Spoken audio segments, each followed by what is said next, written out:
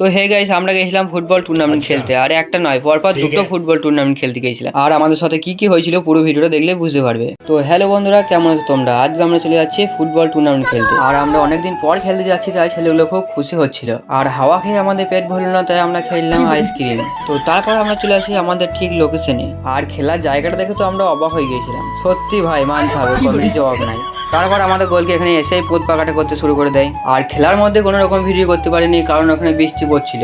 আর এটা চলছিল আমাদের ফাইনাল ম্যাচ। আর ফাইনাল ম্যাচে আমরা বিজয় লাভ করি, আর আমরা চলে যাই বাড়ির দিকে, কারণ আমাদেরকে আরো একটা টুর্নামেন্ট খেলতে যেতে হবে। তো তারপর আমরা রাতের দিকে বেরিয়ে পড়ি নাইট টুর্নামেন্ট খেলতে যাওয়ার জন্য। আর খেলাটা হচ্ছিল আমাদের এই গ্রামে। তারপর এখানে পৌঁছে দেখি এখানে অলরেডি খেলা শুরু হয়ে গিয়েছিল, তাই আমরা দেরি না করে ঝটপট করে এন্ট্রি ফিটা জমা করে দিই। তো তারপর দেখা গেল আমাদের লেলটা মসির সঙ্গে,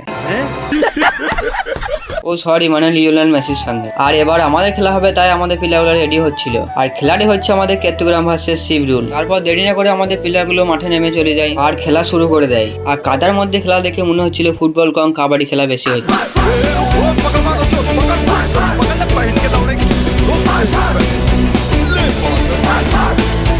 আর খেলাটি 0-0 গোলে ড্র হয়ে গিয়েছিল, তাই রেফারি টাইব্রেকার শুট আউটের সিদ্ধান্ত নেয়। আর প্রথম আমাদের টিমের একজন সুন্দর গোল করে দেয়, তারপর ওদের টিম থেকে একজন এসে সুন্দর গোল করে দেয়, তারপর আমাদের টিম থেকে একজন যে বাইরে মেরে দেয়, তারপর ওদের টিম থেকে একজন এসে গোল করে দেয়, তারপর আমাদের টিম থেকে আমাদের গোলকে গিয়ে সুন্দর বাইরে মেরে দেয়।